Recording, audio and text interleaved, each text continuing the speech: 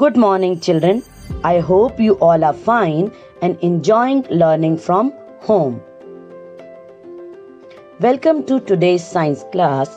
In today's class, we will continue chapter number 6, that is Animals, Habitat and Adaptation. Now we'll discuss two topics today. The first one is eating habits in different type of animals, and the second topic will be organs for breathing in different type of animals. So let's get started. Classification of animals on the basis of their feeding habits. Now look at this picture carefully. Now different animals eat different kind of food. Why do they need food?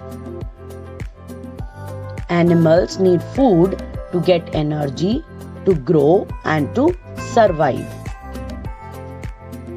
Now see this, that their teeth are modified to suit the food they eat.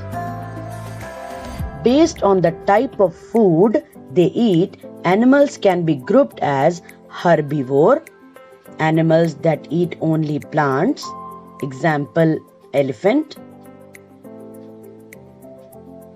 Carnivores, animals that eat only the flesh of other animal, example tiger.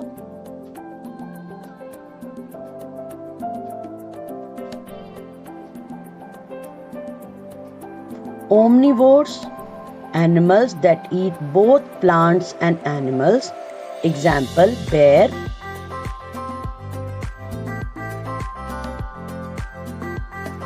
Scavengers, flesh-eating animals that feed on dead animals, example vulture. Parasites, small animals that get their food from other living organisms, example lice. Now let's discuss them in detail. Herbivores. Look at these pictures. Animals that feed on plants are called herbivorous animals or herbivores.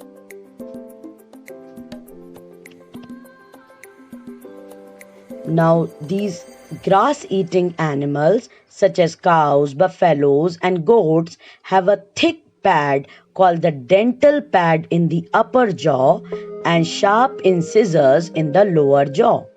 They also have broad premolars and molars which help them to grind and chew the grass. Now different examples are horse, cow, elephant, deer, goat and giraffe. They all are herbivores. I'll share a fun fact with you, children. Elephant is the largest herbivore and it spends around 18 hours a day eating grass.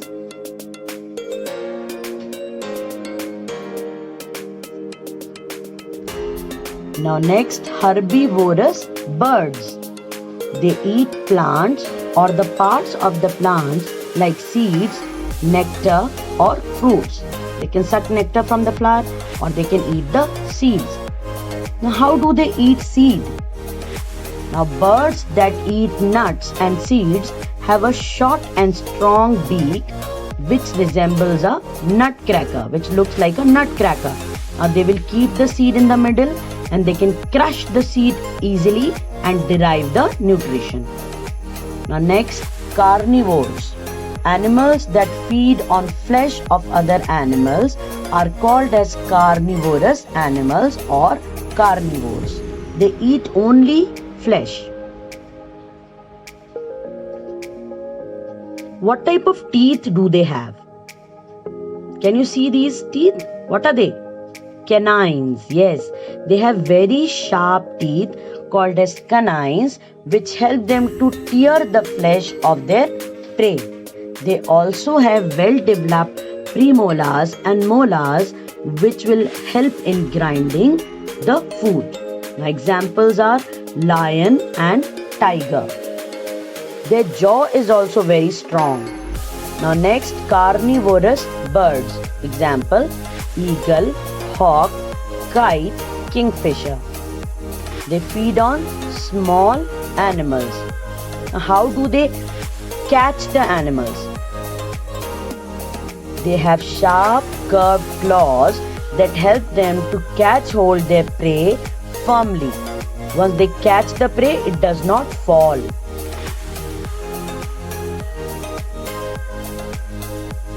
Curved and hooked strong beak help these birds to tear the prey into smaller pieces, and then they can eat it or derive the nutrition.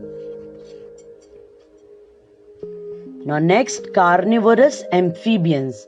I hope you all know what are amphibians. Frog and toad are the examples. They eat spider, moth or dragonflies. Now how do they eat or how do they hunt?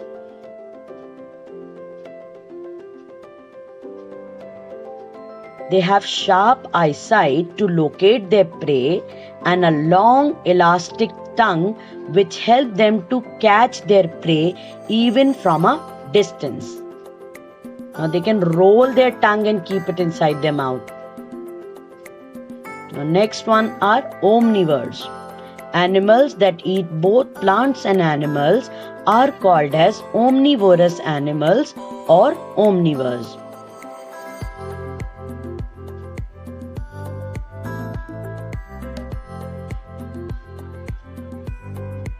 Can you identify these pictures? Crow, bear, human beings, fox are some examples of omnivorous animals. These animals have well-developed canines for tearing the flesh as well as broad and flat molars for crushing the vegetables. They also have well-developed incisors. That's why they can eat both the type of food. Now next, scavengers. Animals that feed on the flesh of dead animals are called scavengers. Examples, vulture, hyena.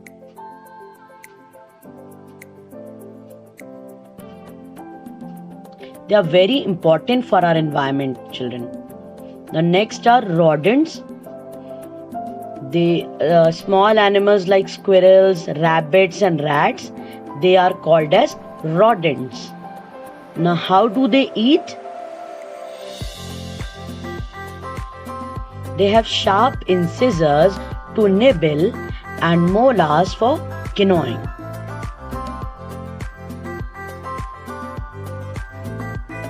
You might have seen them. Now next is parasites.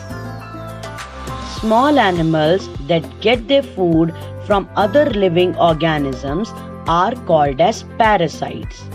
Now parasites are of two types. Some parasites, they grow on the body of the host, and the others, they are found inside the body of the host. Now fleas and lice, these are parasites living on the host body. And tapeworm, hookworm, roundworms, these are parasites that live inside the body of the host. Now next we'll talk about animals on the basis of their organs of breathing. How do they breathe? Now you know that every living organism breathes. Now living organisms inhale oxygen and exhale out carbon dioxide. How do plants breathe? By stomata. Yes. Now let's talk about animals. Animals we are grouping on the basis of how they breathe. First, reptiles, birds and mammals, they all breathe with the help of their lungs. This you have to remember.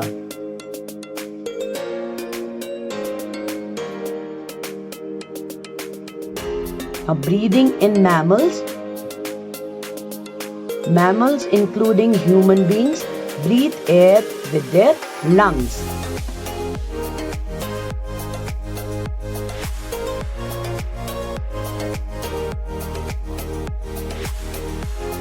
Now, oxygen will go inside either by nose or by mouth, and then it will pass through windpipe or trachea.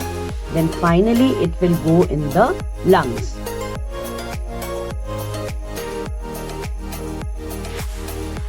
Now, carbon dioxide from the blood will again go to trachea and will be exhaled out from the mouth. This is how humans breathe.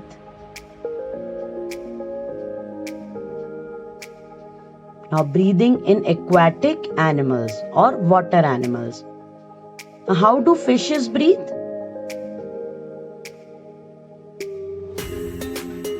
Yes, they take oxygen from water. Now, aquatic animals depend on their gills to inhale the oxygen present in the water. The fish takes water into its mouth and pours it through the gills. And then gills absorb the oxygen. These are gills, they absorb the oxygen. As the water passes out through the thin walls of the gills, the dissolved oxygen in it enters the bloodstream. You can see in the figure.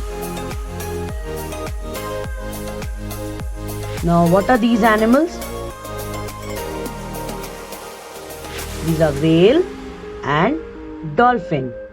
Now, how do they breathe? They breathe in oxygen present in the air through their lungs. Now, as they breathe through air, so they need to come out of water again and again to inhale oxygen from air. Now, they are mammals, you know this very well, and all mammals breathe by lungs. Now, breathing in insects. Identify these insects: cockroach and grasshopper. Now, they breathe by small holes present in their body called as spiracles. Now, insects inhale and exhale air through their spiracles. Now, spiracles, after entering the air from spiracles, it will go into the air tube or trachea. From there, it will pass through the whole body of the insect.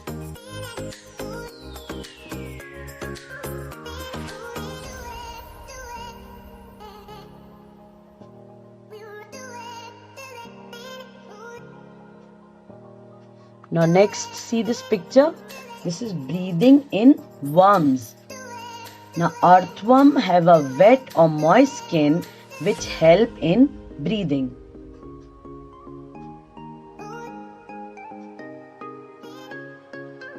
They take in oxygen from their moist skin and then it goes directly into their bloodstream. Okay? Now, moist skin is the organ of breathing in earthworms and most of the worms. Earthworms are generally seen in wet mud during the monsoon season because they want their skin to remain wet.